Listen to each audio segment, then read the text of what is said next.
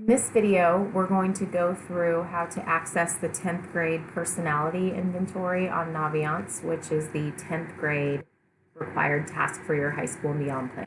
So to start, you're going to go to the main district site, and to access Naviance, you're going to go to Student and Family Portal. Once you're in the student portal, you'll scroll down here to Clever.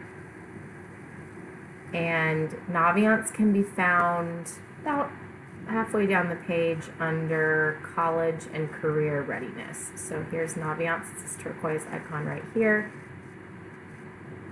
And once you log in, your screen will actually look like this. So it'll say welcome, it'll have your name. This is the Naviance homepage. To get to the personality inventory, you're going to go up here to self-discovery at the top and click on personality.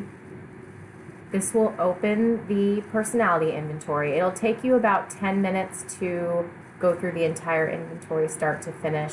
The test will ask you questions about what your strengths and interests are, both as a student and as a person.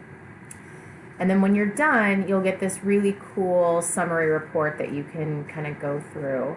I obviously took this test back in February of 2019, so this is my current results. I could always go back and retake it though. When you're done with the test, you'll come out with a 4-letter personality type. So mine was ESTJ.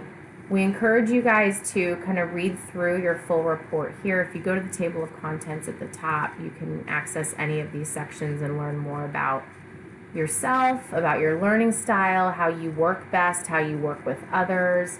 The key piece we want you to look at as far as it relates to the high school and beyond plan is under the recommended careers section.